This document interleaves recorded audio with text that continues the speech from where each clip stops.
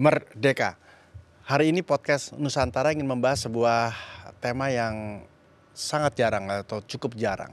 Kalau kita mengenal tentang Tentara Nasional Indonesia, jauh sebelumnya kita mengenal TKR, Tentara Keamanan Rakyat, Badan Keamanan Rakyat, dan tokoh-tokoh dari sosok-sosok ini datang dari sebuah kesatuan yang jauh lebih tua, yaitu KNIL. KNIL adalah singkatan dari Koninklijke Nederland Indisch Leger. Ini adalah sebuah tentara yang ada pada zaman Hindia Belanda yang kemudian menjadi bagian dari proses pembentukan Tentara Nasional Indonesia. Kita tanya apakah benar atau tidak, tapi hari ini senang sekali karena kita kehadiran seorang peneliti muda, peneliti sejarah muda, Mas Patrick Matanasi. Selamat datang di studio, Mas Patrick. Salam sejahtera semuanya. Jadi benar nggak kalau kita bilang misalnya TNI memiliki nilai-nilai atau semangat atau proses pengelolaan kelembagaan yang berbasis dari KNIL? Ya kalau pengaruh dari KNIL ke TNI itu jelas ada Mas ya. Misalkan di Batalion 400 sekarang yang dulu pernah jadi Batalion 401, sebelumnya Batalion 454, itu pada tahun 65 aja itu tradisi merawat senjata ala-ala KNIL itu masih berlaku di sana. Jadi kalau memang ada pengaruh KNIL dalam TNI itu bukan sesuatu yang mengherankan lagi gitu ya. Ya. Ini mau diklarifikasi dulu sebelum kita bahas lebih dalam ya. Sekarang kita mundur satu langkah. Oke. Apa itu KNIL dan mengapa KNIL didirikan? Apakah KNIL itu hanya ada di Indonesia saja atau KNIL ini merupakan bagian dari pemerintah Belanda dan apa hubungannya dengan VOC? Oke. KNIL sendiri ya paling tidak dia tuh benar-benar diorganisir itu tahun 1830 setelah Perang Jawa selesai, setelah perangnya Diponegoro selesai gitu. Kemudian milisi-milisi yang sebelumnya ada tuh kemudian diorganisir dalam satu ketentaraan yang bisa dibilang lebih mapan lagi gitu ya. Artinya berseragam. Sebelumnya juga ada seragamnya. Jadi sebelum ada KNIL itu Belanda juga sudah punya tentara yang isinya macam-macam juga gitu kan. Ada yang namanya Jayeng Sekar, terus juga tentara-tentara yang diambil dari negeri Belanda gitu ya. Mereka dikirim dari negeri Belanda kemari gitu ya. Jadi awal-awalnya itu KNIL itu komposisinya antara yang dari Belanda dengan yang asli Indonesia itu 1:1. Tapi lama-lama berkembang Mas. Kemudian berkembang lebih banyak Indonesianya. Iya, akhirnya banyak orang Indonesianya gitu. Jadi orang Jawa itu sebenarnya paling banyak Mas yang jadi KNIL itu. Cuman kan selama ini kan dalam buku-buku sejarah yang dianggap seolah-olah yang paling banyak jadi KNIL itu adalah orang Minahasa atau orang Manado sama orang Maluku tuh, itu paling sering banget tuh dicap Belanda hitam dan macam-macam gitu kan. Padahal orang Jawa paling banyak. Dan sebenarnya Belanda hitam sendiri tuh merujuk kepada serdadu KNIL yang dari Afrika, itu ada tuh. Jadi di Purworejo ada yang namanya Gang Afrika, itu dulu nyebutnya Kampung Afrika. Nah itu kampungnya para pensiunan KNIL yang mereka tuh keturunan Afrika. Nah kampung ini juga menarik juga nih. Jadi waktu Urip Somoharjo, itu bapak pendiri TNI itu masih bocah gitu Mas. Dia ribut tuh sama anak dari kampung Afrika itu. Dikepung itu kampung Mas. Jenderal Urip sendiri kan juga ex KNIL berarti ya? Betul. Oke. Nah, kalau kita kemudian tarik unsur pembedanya, apa bedanya tentara Belanda sama KNIL? Pada saat itu berarti ada KNIL, ada tentara Belanda. Nah itu setelah tahun 45 tuh banyak tuh tentara Belanda di sini. Koninklijke Landmacht kalau nggak salah, KL gitu ya. Itu adalah tentara Belanda dari wajib militer dari negeri Belanda sana. Nah kalau KNIL itu komposisinya macam-macam. Itu orang-orang yang dari Hindia Belanda. Nah sebenarnya KL kenapa ada di Indonesia setelah 45 sampai 49 itu kan karena Belanda sedang perang kan sama Republik Indonesia. Nah kalau sebelum 1942 KL nggak ada. Yang Kenil ada nggak ada? adalah nggak KL KL ini berarti yang tentara Belanda yang bule-bule itu loh, yang isinya oh orang Belanda semua. Nah kalau Kenil, nah itu baru ada tuh sebelum tahun 42 tuh dia sudah ada. Cuman di zaman Jepang dia nggak ada karena kalah kan tahun 42 dia bubar. dengan VOC apa hubungannya berarti? Nah kalau sama POC tuh jauh lagi mas. Dan memang sih Belanda tuh merekrut orang pribumi itu sejak zaman POC itu udah ada.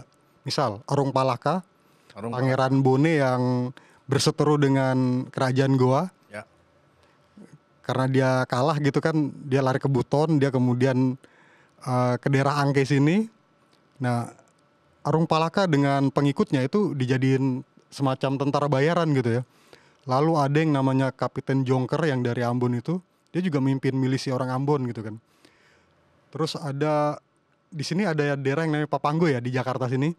Nah, itu juga relate juga tuh Mas dengan tentara POC juga. Jadi tentara POC itu macam-macam dulu. Iya. Jadi selain tentara VOC ini kan tentara bayaran, tentara perusahaan ya. Betul banget. Bener. POC itu sebuah perusahaan. Sebuah perusahaan. Jadi kayak tentara khusus perusahaan. Iya. Satpam yang inilah ya, yang Ya pokoknya bisa menggempur kerajaan-kerajaan inilah. kemudian setelah itu dilarang oleh pemerintah Belanda. Ya kemudian kan POC bubar. Tapi tetap rekrutmen terhadap orang lokal itu masih terjadi tuh Mas. Kan ada yang namanya pasukan Jayeng Sekar itu kan ada gitu ya. Terus bahkan keraton-keraton di Jawa itu kayak misalkan di Surakarta itu ada Legiun Mangkunegaran, di Yogyakarta itu ada Legiun Pakualam gitu kan. Nah, itu kan pasukannya raja kan. Nah, kadang-kadang mereka juga diberdayakan gitu loh. Nah bahkan ketika Kenil ini sudah terbentuk, itu pasukan milisi-milisi lokal yang disebut sebagai pasukan bantuan atau Hulptruppen itu masih ada tuh Mas. Masih dipertahankan gitu kan. Di Madura juga ada semacam barisan, namanya barisan. Nah bahkan nih Mas waktu perang melawan Diponegoro, perang Jawa 1825 sampai 1830, itu bahkan dari luar Jawa tuh dikirim tuh pasukan-pasukan bantuan seperti itu juga. Jadi saya tuh membayangkan perang Diponegoro itu perangnya kayak orang-orang Belanda lawan orang-orang Jawa. Ternyata ya ada Jawa dengan Jawanya juga, betul. Ada Jawa, ada suku-suku lainnya juga ikut berperang melawan Diponegoro. Ya bahkan diantara itu ada dari mereka itu yang dapat bintang gitu ya. Bintang militer Readers Militer Willems Orde gitu kan. Saya nemuin tuh, jadi ada koran Belanda tuh memberitakan terjadi pertarungan gitu kan, duel gitu antara pemimpin pasukan dari kubu Diponegoro melawan anggota Legiun Mangkunegaran kalau nggak salah, Suryodento namanya. Mereka bertarung tuh di situ. Karena Suryodento sukses, dia dapat bintang terus. Jadi memang ya Belanda makainya orang-orang lokal ini juga. Jadi kan kita selalu diajarin dulu Belanda itu bisa menguasai Indonesia karena memecah belah gitu. Ya menurut saya sih Belanda hanya memanfaatkan kondisi yang sudah terpecah belah itu. Jadi sebelum Belanda datang, ini kan di Indonesia itu kan kerajaan-kerajaan itu sudah terpecah belah. Bahkan di dalam sebuah kerajaan aja, itu kan ada yang namanya intrik-intrik istana itu ada kan. Jadi mereka itu sudah terpecah sebelum Belanda datang. Jadi Belanda datang dan tinggal manfaatin aja gitu. Negerinya kecil, nggak mungkin dia bawa pasukan sebanyak itu. Nah betul banget Mas. Jadi dia akan merekrut orang-orang lokal. Artinya Kenil ini memang sebuah pasukan yang didirikan di Hindia Belanda. Jadi tidak ada di Belanda sendiri, nggak ada Kenil. Nggak ada, tapi ada perekrutan personil dari sana. Dari sana. Misalkan personil Eropa yang paling sohor itu setahu aku penyair Perancis namanya Jean Arthur Rimbaud. Nah dia pernah ditugasin di Salatiga tuh Mas. Bahkan anaknya Hegel itu juga jadi Kenil juga. Hegel yang filsuf itu loh. Iya. Jadi memang rekrutmennya ada dari sana gitu kan. Nah lalu di sini rekrutmen juga diadakan gitu. Tapi umurnya pendek berarti ya Kenil ini ya, 1830 berarti sampai 1950. Oh iya, tapi kan sempat hilang tadi. Hilangnya di zaman Jepang doang Mas, 3,5 tahunan doang. Ya ada 100 tahun lebih lah dia. Ya 100 tahun lebih ya. Apa fungsi utama dari kenil ketika kemudian didesain oleh Oke. pemerintah Belanda? Yang paling utama. Nah, jadi kan penguasaan wilayah itu awalnya hanya klaim kan. Jadi kan negara-negara imperialis di Eropa ini setelah 1830 ini sebenarnya sudah berbagi tempat. Oke, Belanda di sini, Inggris di sini gitu kan. Prancis di Indochina misalkan. Portugis di sana ya, Iya, Portugis di sana gitu. Pokoknya mereka udah bagi-bagi wilayah. wilayah kan. Nah, tinggal masalahnya adalah bagaimana caranya membuat raja-raja lokal ini pada takluk gitu kan. Nah, jadi fungsinya Kenil jelas sebagai alat perang. Jadi awalnya Jawa dulu kan, setelah Diponegoro dikalahkan, lalu kemudian fokus ke Sumatera Barat. Padri itu kan, Padri akhirnya bisa dilawan. Bahkan veteran perang Jawa itu banyak yang ditugaskan di perang Padri juga. Misalkan Jenderal Michael gitu kan, dia perang Jawa dia terlibat. Nah terus di zaman perang Padri dia juga dilibatkan. Nah setelah itu selesai baru Bali gitu kan, baru daerah lain gitu mas. Jadi pastinya bermula dari sedikit dulu kan biasanya. Jadi karena itu Belanda hanya bisa satu-satu tuh. Oke, kita perang di Jawa dulu, nanti perang di Sumatera, nanti perang di Bali, nanti Sulawesi dan lain-lain gitu. Jadi yang namanya penguasaan secara militer itu bertahap mas.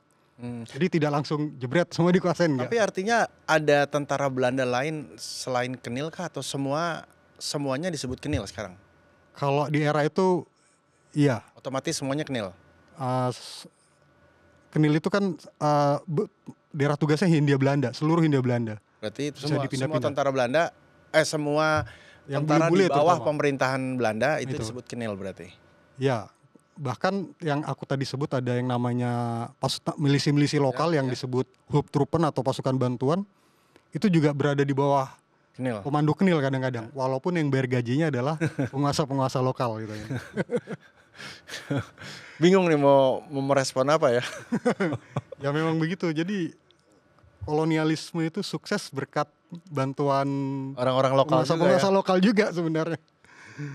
Ya. Nah, berapa banyak sih pasukan Kenil itu yang tercatat? Tahun 1930-an saya agak lupa ya jumlahnya, tapi paling jutaan nggak kah? itu ada 20-an ribu mas. Oh sedikit dong ya. Itu di awal abad 20-an ya, tapi kemudian dia berkembang itu sampai 50-an ribu itu pernah. Ya sekitar 20 sampai 40-an ribu gitu. Kan ada masanya di masa Jepang kan dia berkurang gitu kan. Iya. Banyak pemimpin atau pendiri TNI ya. Jenderal Urip, Gatot Subroto, Sultan Hamid maksudnya. Sultan Hamid, Soeharto juga. Pak Harto ini semua mantan Kenil. Oke. Apa yang kemudian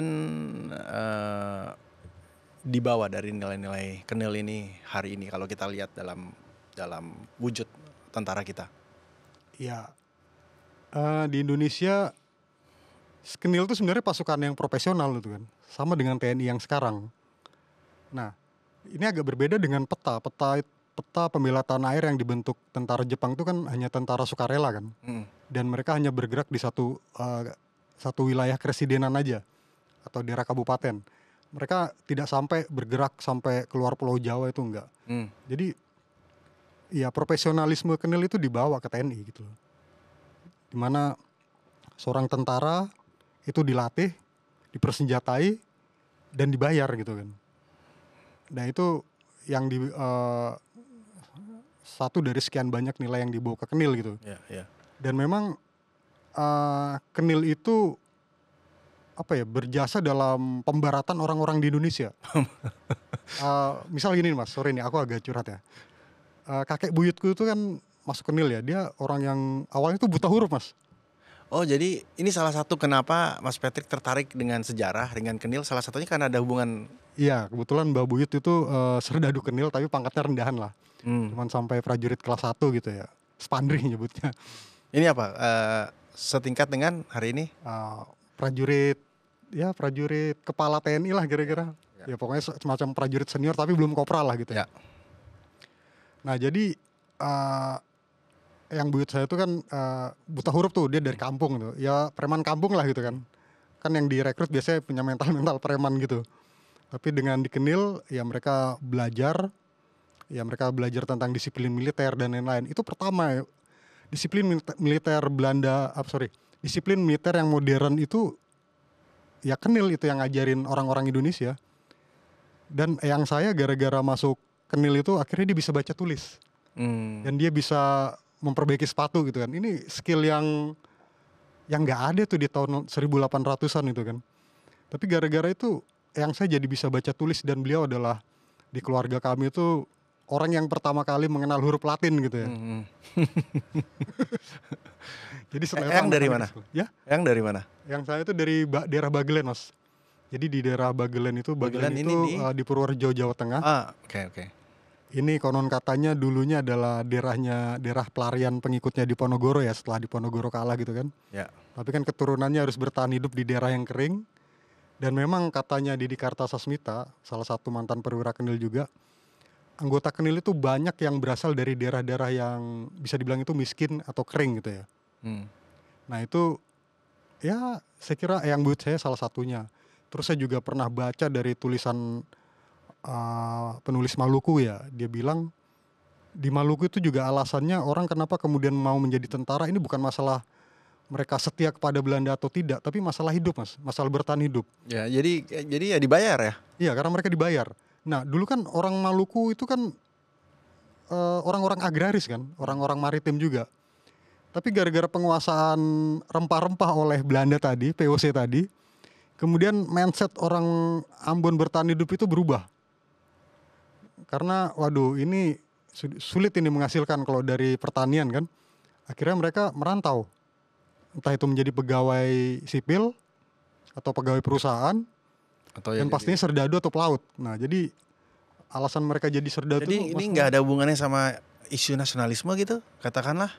Kayaknya kalau kita bicara kalau kita ngatain mereka ini tidak nasionalis gitu ya, itu sangat tidak adil kan. Kenapa saya katakan tidak adil? Bayangin sebelum tahun 1945 orang Indonesia yang bisa baca tulis itu kan cuma 10%, Mas. 90%-nya buta huruf kan berarti. Nah dari 10% itu yang sadar akan keindonesiaan itu ada berapa? Pasti lebih sedikit lagi kan. Nah orang semacam Soekarno, Hatta, paling sama orang zaman itu dianggap sangat langka sekali. Ya, sangat langka, dan mungkin dianggap orang gila, ngapain sih ini orang gitu kan. Enakan jadi pegawai, dibayar, bla bla bla. Nah itu ide-ide Soekarno itu kan tidak langsung diterima seluruh orang di Indonesia kan.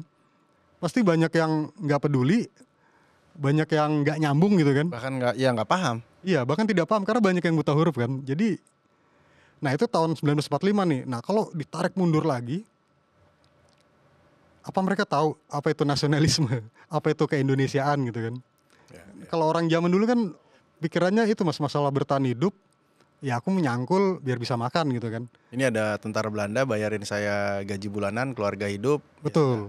Ya jadi aku rasa itu yang ada dalam pikiran orang zaman itu, negaranya Hindia Belanda kan. Ya, jadi inget tentara Indonesia yang lagi ada di Rusia. Ya itu masalah bertahan hidup juga. Tapi ya ini mungkin agak bias ya, karena Mas datang dari dalam tanda petik keluarga Kenil ya. Tapi pandangan masyarakat pada saat itu tentang Kenil, apakah kemudian negatif atau positif? Dan hari ini bagaimana ya secara umum dunia sejarah melihat Kenil itu sebagai dalam tanda petik musuh Indonesia, atau sebenarnya ya tadi kayak peta ini kan, peta ini juga agak-agak bias ya, tapi kemudian lebih condong peta ini adalah pasukan yang diciptakan oleh tentara Belanda untuk membela Indonesia pada saat itu kan, pembela tanah air. Itu Jepang, Mas, maksudnya? Ya Jepang. Jepang untuk melawan kolonialisme sekutu jadi, gitu kan. Jadi peta lebih cenderung nasionalis dibandingkan Kenil gitu. Betul banget, Mas. Jadi orang lebih gampang memusuhi Belanda daripada memusuhi Jepang gitu mungkin ya. Nah kalau bagaimanakah citranya orang-orang yang jadi Kenil bagi kebanyakan orang Indonesia? Pastinya Kenil jadi serdadu itu dianggap sesuatu yang hina gitu loh. Di Jawa juga berlaku kayak gitu, Mas. Pada masa itu ya? Iya, di zaman Hindia Belanda itu, di zaman kolonial itu.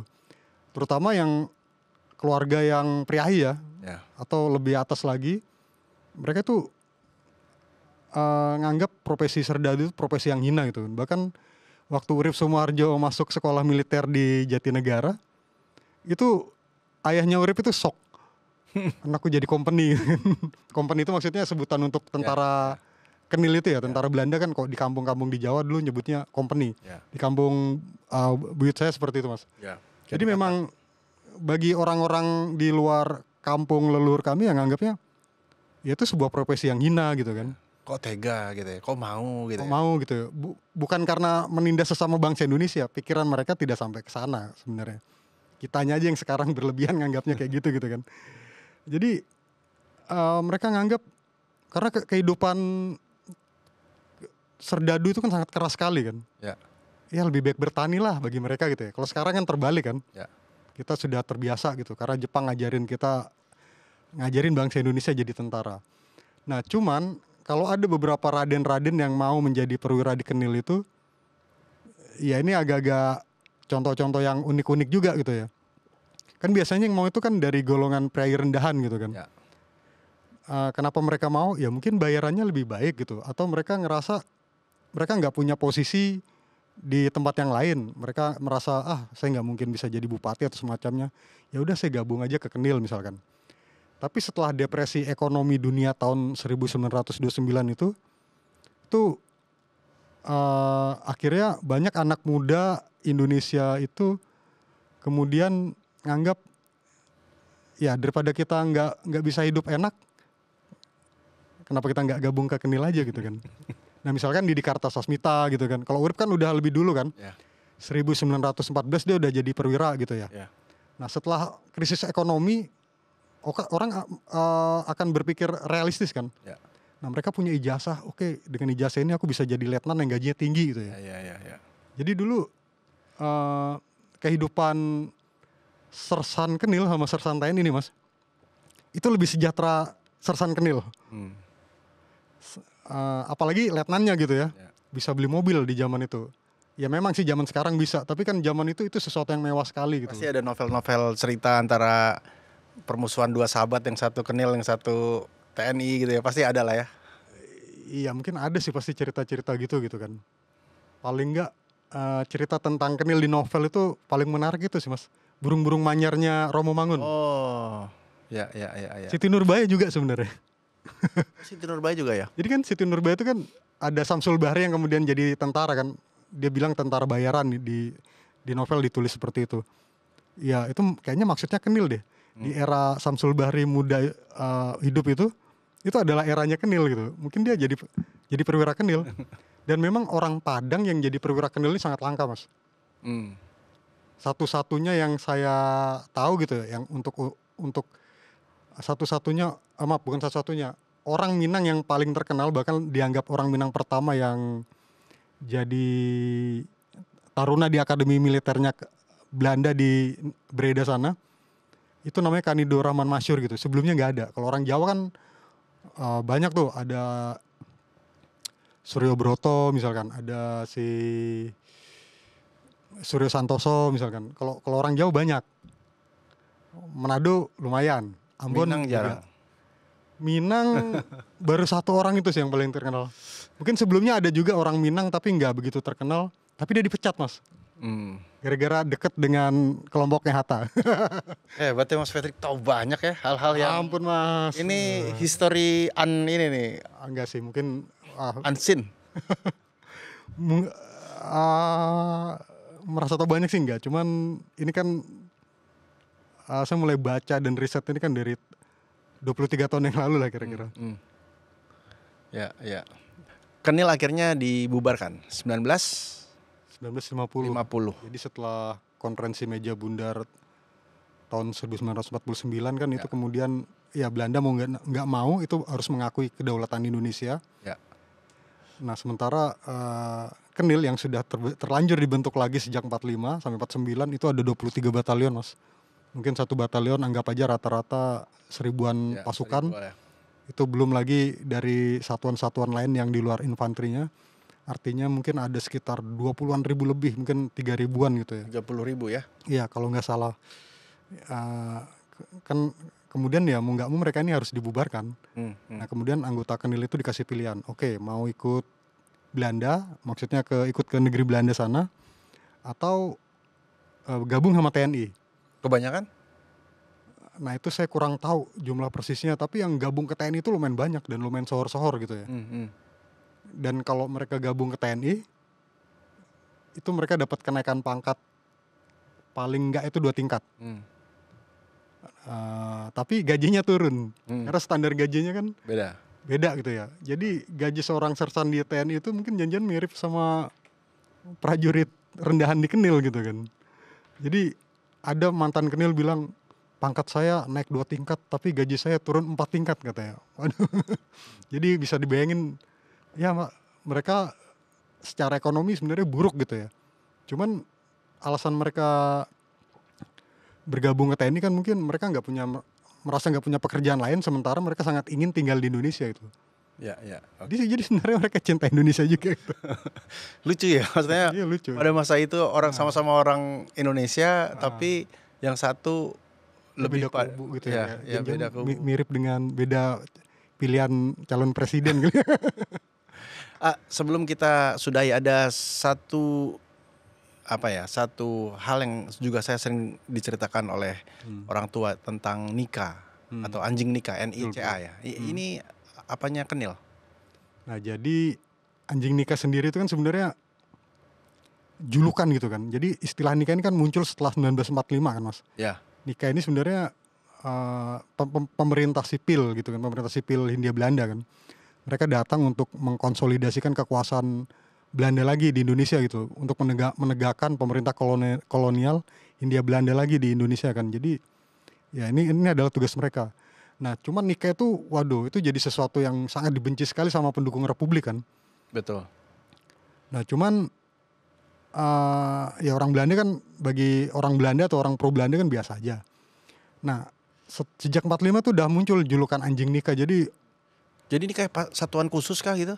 ya awalnya itu julukan kepada semua orang-orang yang pro Belanda tuh nyebutnya anjing nikah. Oh, nikah ini bukan nama satuan kayak kalau di Nazi itu ada SS gitu Nah misalnya. itu baru kemudian ada pembentukan batalion-batalion kan. Kebetulan di Bandung nih batalion 5 kan, batalion infanteri ke-5 itu. Nah mereka memilih nama nih, memilih julukan. Dan mereka memilih julukan anjing nikah. Karena mereka benci sama Republik, ya kita pakai sesuatu yang Republik benci gitu kan, anjing nikah gitu kan. Ini kita kalau ngomong sejarah nggak selesai-selesai nih sambil ngopi nih. Seru ya. Seru banget ya. Ya. Pertama anjing nikah nih, ini kayak sampai daerahnya papamu deh mas. Ya, mungkin. Mereka dari Bandung itu lalu gerak ke sekitaran Kebumen. Nah setelah Yogyakarta diserang tuh 19 Desember 1948, tuh mereka langsung tuh masuk Purworejo, dan akhirnya ada yang ke Magelang juga tuh sebagian. Ya. Ada yang disersi, ada yang meninggal di sana juga. Ya. Ini baru masih yang kita bahas masih yang besar-besar, belum yang sampai pasukan Gurkha lah, laskar-laskar Islam lah ya, banyak banget ya. Oke, terima kasih banyak Mas Patrick. Ini tentu saja menjadi wawasan bagi kita ya untuk menyadari bagian dari perjalanan sejarah kita. Tapi sebelum akhir hari ini, apakah ada sejarah yang harus diluruskan tentang Kenil atau proses yang dilakukan oleh, katakanlah kalau sepengetahuan Mas Patrick, oleh pemerintah Belanda hari ini gitu tentang Kenil, atau berjalan sesuai dengan roda sejarah? Ya tentang Kenil sendiri Termasuk katakanlah Eyang gitu ya. Saya ingin meluruskan posisi Eyang nih, enggak juga. itu masih butuh riset sih mas. Ya tapi kalau menurut saya gini aja, saya sih bukan satu-satunya keturunan Kenil ya, masih banyak lain teman-teman gitu kan. Masih banyak teman-teman lain juga yang ya sebenarnya kan menjadi Kenil itu kan perkara masa lalu gitu kan. Bukannya saya membela-bela leluhur saya atau gimana, tapi lebih kepada ya waktu itu kan alam pikiran orang zaman dulu ya negaranya adalah Hindia Belanda. Jadi Kenil itu ya sama seperti bagi orang sekarang gabung sama TNI gitu kan. Ya itu aja sih paling. Ya, masih sejarah yang bergulir apa adanya berarti. Iya, jadi ya begitulah, karena mereka jadi serdadu juga karena tuntutan hidup dan zaman mereka lah gitu. Ya, baik. Tentu saja masih banyak kisah-kisah sejarah baik dalam bentuk kelembagaan maupun juga dalam cerita-cerita pribadi yang tentu saja sangat kita butuhkan untuk semakin memahami negeri ini, dan terima kasih buat Mas Patrick yang mau hadir berbagi dengan kita dalam sudut pandang sejarah yang berbeda, dan tentu saja ini bagian dari kita semua untuk mencintai Indonesia yang lebih utuh. Anda bisa menyaksikan tayangan ulang kami di YouTube channel dengan nama Podcast Nusantara, dan jangan lupa unduh dan saksikan tayangan-tayangan inspiratif lainnya hanya di Daai Plus.